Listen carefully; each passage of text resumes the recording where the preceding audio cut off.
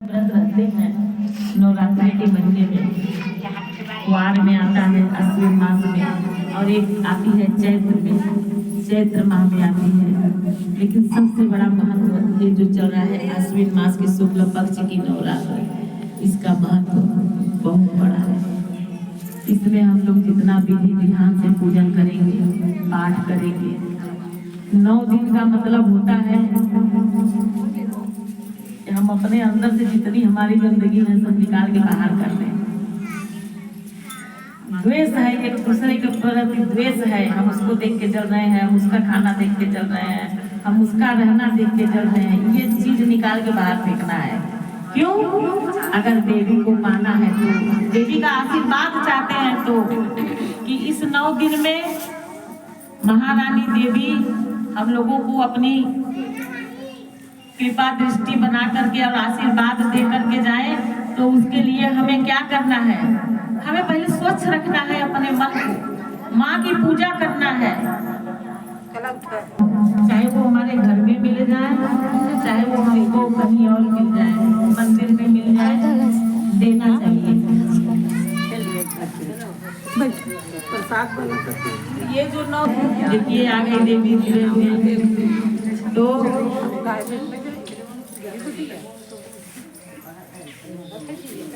ये नवरात्रि का व्रत भगवान राम भी किए थे। हम अगली बार बताए थे कथा में, बताए थे कथा में आप लोगों को कि ये व्रत 9 दिन का भगवान राम भी किए थे।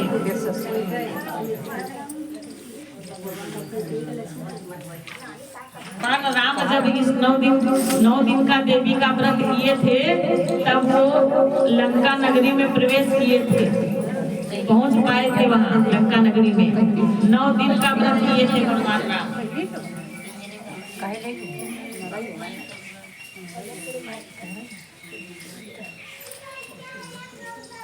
ऐसा नहीं है कि हम ही लोग सिर्फ माता रानी की पूजा करते हैं, देवगढ़ भी पूजा करते हैं।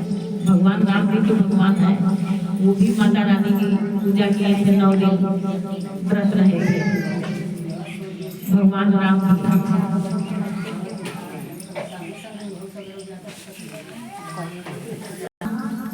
महादेव और माता पार्वती, ये नवरात्र में जो हम लोग पूजा कर रहे हैं, हम घर में भी कर रहे हैं, हम मंदिर भी जा रहे हैं। मंदिर में देवी जी बैठी हैं, 9 दिन में 9 रूप उनका होता है।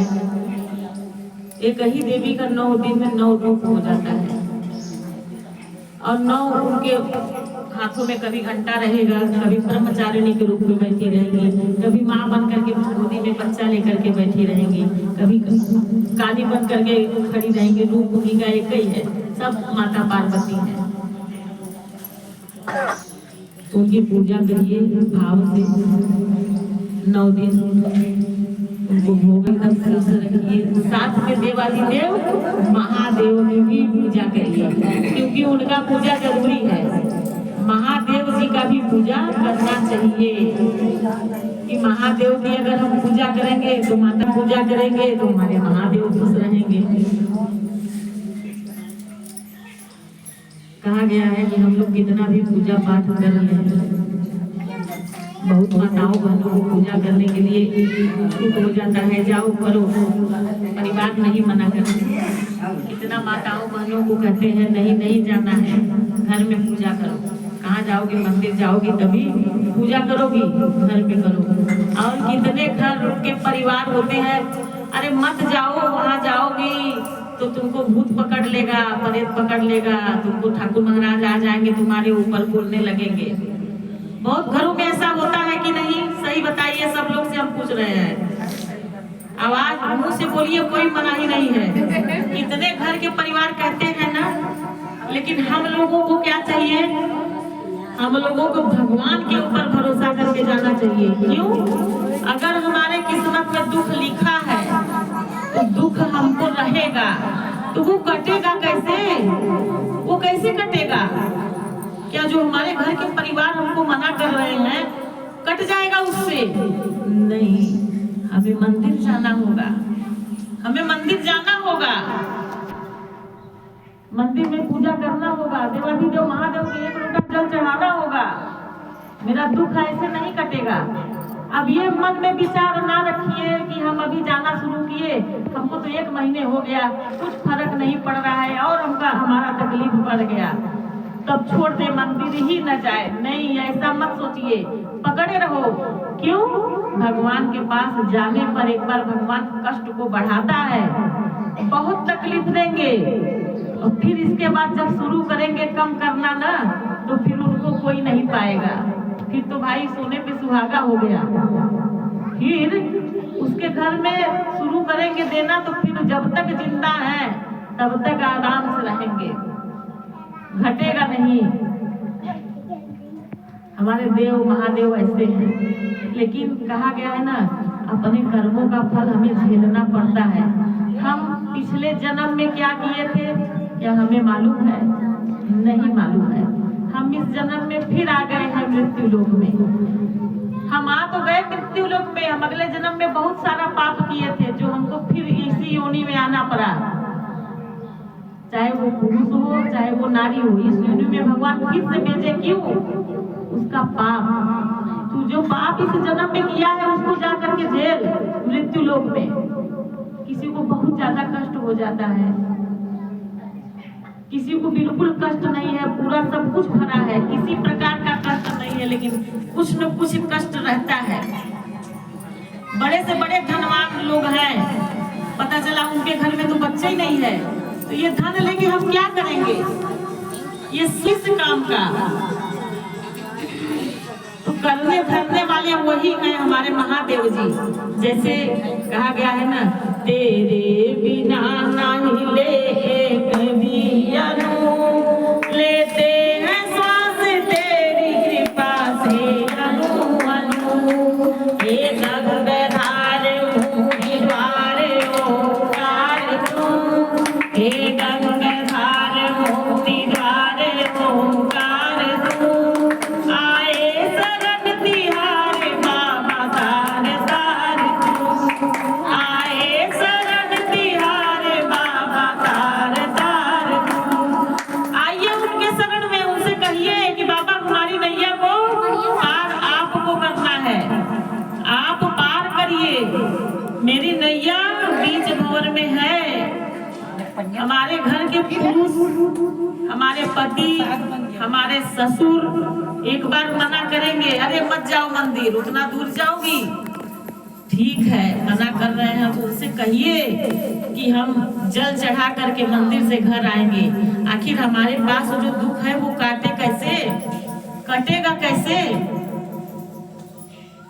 नारियों को तो हर जगह रोका जाता है, यहाँ मत जाओ वहाँ मत जाओ, हर जगह मना किया जाता है, लेकिन हमको करना है, अपने रास्ते जाना है और अपने रास्ते आना है, बस हमको कुछ नहीं करना है। ये मन में भाव करके, परिवार से प्रेम से बोल करके, लड़ के झगड़ के नहीं, प्यार से बात करके कि हमें जाने दीजिए, हम महादेव को एक लोटा जल चढ़ा के अपने घर आ जाएंगे। प्रेम से बोलिएगा तो वो जरूर जाने देंगे। एक बार बोलिए, 2 बार बोलिए, 4 बार बोलिए। जो हमारे बुजुर्ग हैं, हमारी सास हैं, हमारे ससुर हैं, वो मना करते हैं। कितने माताओं के घर के लोग मना करते हैं, ऐसा नहीं है कि नहीं मना करते, वो मना करते हैं मत जाओ, वहाँ जाने से क्या लाभ होगा। तो लाभ एक बार आकर के दिखाओ ना, कुछ दिन चलते रहो, प्रभु के रास्ते चलती रहो, जरूर कटेगा तकलीफ अपना।